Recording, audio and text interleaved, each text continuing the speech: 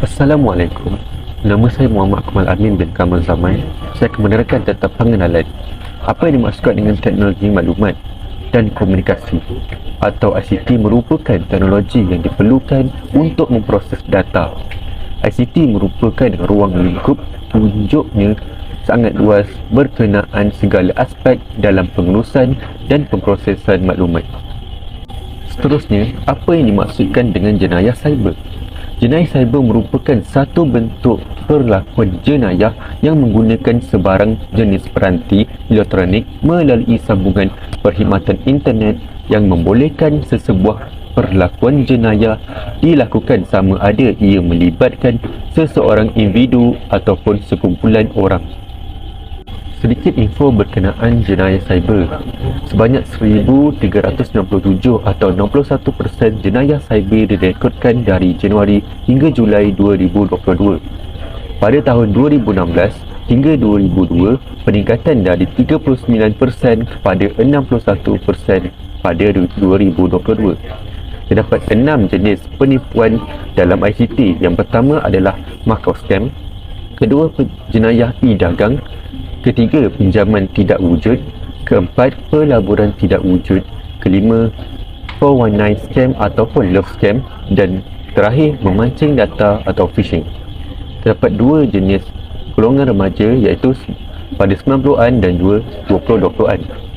Bagi 90-an, kurang berlaku jenayah cyber kerana kurang golongan yang mahir dalam aktiviti penggunaman. Seterusnya kerana kurang akses kepada ICT dan kerana kekurangan peranti. Bagi remaja 20-an pula, kekerapan berlaku jenayah cyber sangat tinggi. Ramai pengguna yang mahir dalam penggunaman, dan remaja dan juga golongan dewasa antara golongan yang kerap dalam aktiviti ini kerana majoriti mangsanya adalah golongan buta IT. Seterusnya, memudahkan komunikasi antara masyarakat. Mengikut zaman 90-an, remaja susah untuk menghubungi ibu bapa yang sedang jauh menetap di kampung kerana kurang cara perhubungan sesama mereka. Selain itu, mereka juga mempunyai masalah untuk membuat sebarang tempahan kecuali mereka perlu berada di tempat tersebut untuk membuat sebarang tempahan.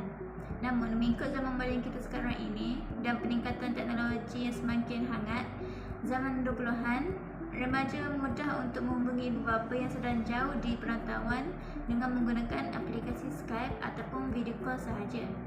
Selain itu, mereka juga mudah untuk membuat sebarang tempahan melalui pelbagai agensi seperti agensi perhotelan, agensi penjualan tiket bas, kapal terbang dan sebagainya. Ini secara tidak langsung, ahli masyarakat kita berkomunikasi antara satu sama lain dalam dunia maya. Assalamualaikum warahmatullahi wabarakatuh. Nama saya Nurfizana binti Sazali, nombor matrik 2022787503. Saya akan menerangkan isi ketiga iaitu mendapat hiburan secara percuma. Remaja mempunyai keperluan yang ingin dipenuhi dan perlu diberi perhatian. Keperluan perasaan membabitkan keperluan mendapatkan hiburan. Justru, terdapat perbandingan hiburan bagi generasi 90-an dan 2020-an. Bagi generasi 90-an, hiburan yang kurang dan sukar untuk diakses dalam ICT. Hal ini kerana pada generasi 90-an, penggunaan ICT masih kurang di kalangan rakyat Malaysia disebabkan teknologi yang masih serba kekurangan pada waktu itu. Malahan, remaja lebih memilih untuk bermain sukan dan permainan tradisional sebagai hiburan. Bagi generasi 2020-an pula, remaja boleh menonton video dan menghabiskan masa di media sosial sebagai hiburan. Laporan Pangkalan Data pada awal tahun 2020 menunjukkan rakyat Malaysia antara yang paling aktif menggunakan media sosial. YouTube merupakan salah satu contoh media sosial yang membolehkan kita memuat naik dan memuat turun kandungan video. Selain itu, terdapat juga TikTok, Instagram, Twitter dan Facebook yang menjadi platform utama bagi remaja generasi 2020-an dalam mencari hiburan. Video yang dapat ditonton dari serata dunia itu tidak perlu mengeluarkan wang kerana semuanya boleh diakses secara percuma di media sosial. Oleh itu, remaja boleh berinteraksi bersama pengguna lain secara meluas kerana penggunaan ICT tidak terhad kepada pengguna serata dunia.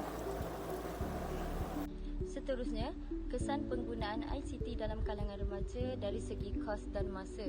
Pada era 90-an, remaja perlu ke bandar untuk mengakses internet.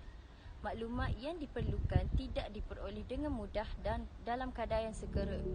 Sebagai contoh, remaja yang masih bersekolah dan memerlukan maklumat perlu ke perpustakaan untuk meminjam buku. Seterusnya, remaja yang ingin membuat perbincangan berkumpulan tentang sesuatu tugas perlu berpakat untuk berkumpul di sesuatu tempat sebelum memulakan perbincangan. Hal ini sedikit sebanyak akan memakan masa yang lama sebelum perbincangan tersebut dibuat. Sebaliknya, pada era 2020-an, remaja boleh mengakses internet di mana-mana dan pada bila-bila masa, dan maklumat yang ingin diperolehi dapat diperolehi dengan mudah dan cepat tanpa melibatkan masa yang lama. Seterusnya, dengan teknologi yang semakin berkembang, remaja boleh membuat perbincangan secara atas talian sahaja menggunakan telefon bimbit ataupun komputer riba, melalui Google Meet ataupun video call. Jadi, cara ini akan menjimatkan masa dan kos remaja dari perlu pergi ke sesuatu tempat hanya untuk berbincang mengenai satu tugas sahaja. Kesan penggunaan ICT dalam kalangan remaja yang seterusnya adalah menjana sumber pendapatan. Remaja pada era 90-an sangat susah untuk menjana pendapatan, lebih-lebih lagi pendapatan sampingan. Lebih-lebih lagi bagi remaja yang belum menamatkan persekolahannya kerana masa yang terhad. Mereka perlu membahagikan masa untuk belajar dan bekerja. Manakala bagi remaja pada era 20-an, walaupun sedang belajar, mereka masih boleh mendapat pendapatan sampingan daripada teknologi yang semakin maju dengan menjalankan perniagaan secara atas talian atau melakukan pekerjaan secara atas talian, seperti menjadi duta produk atau menjual semula akaun. Bagi remaja era 90-an yang telah menamatkan persekolahannya, mereka boleh mendapatkan pendapatan hanya dari pekerjaan yang mereka lakukan sahaja. Tiada pendapatan sampingan untuk mereka lakukan, melainkan mereka melakukan 2 kerja dalam sehari. Selain itu, bagi remaja yang telah menamatkan persekolahannya, boleh melakukan 2 pekerjaan dalam sehari, tetapi mereka memerlukan tenaga fizikal dan masa yang lebih untuk melakukan pekerjaan tersebut. Manakala bagi remaja pada zaman sekarang, mereka boleh melakukan 2 atau lebih kerja dalam sehari hanya dengan menggunakan teknologi sekarang seperti telefon bimbit dan komputer riba. Kesan penggunaan ICT dalam kalangan remaja yang seterusnya ialah mendatangkan budaya negatif. Pada tahun 90-an, budaya negatif kurang berlaku kerana kurang penggunaan ICT yang canggih. Dengan ini, remaja tidak dapat mengakses atau mendapat semua perkara kerana terbatas.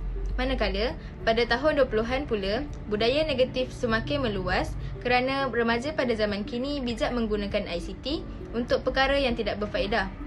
Sebagai contoh, mereka mengakses perkara yang tidak senonoh seperti gambar atau video lucah daripada internet. Akhir sekali, bagi poin yang terakhir adalah timbulnya sifat malas dan kurang berminat untuk bersosial.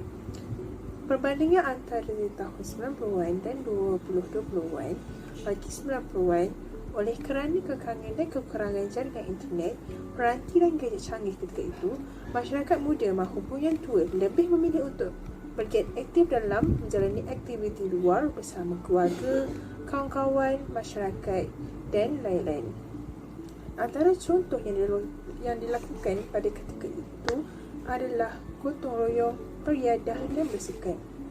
Manakala bagi tahun 2020-an, dengan kewujudan pelbagai gadget yang mengandungi banyak hiburan dan kemudahan baharu yang mudah untuk didapati pada masa kini, mengakibatkan ramai anak muda menjadi malas untuk beraktiviti, malahan enggan bergaul sesama sendiri, keluarga, masyarakat dan negara, oleh kerana lebih cenderung untuk memilih gadget berbanding keluar bersosial. Kesannya, ICT banyak memberikan kebaikan kepada golongan remaja, baik golongan 90-an maupun golongan 2020-an. Walau bagaimanapun, terdapat juga kesan buruk yang dapat memberi impak negatif yang besar kepada remaja di kedua-dua era. Kesimpulannya, remaja kini perlu peka terhadap perubahan persekitaran agar mereka dapat menjaga keselamatan dan kesejahteraan khususnya dalam penggunaan internet.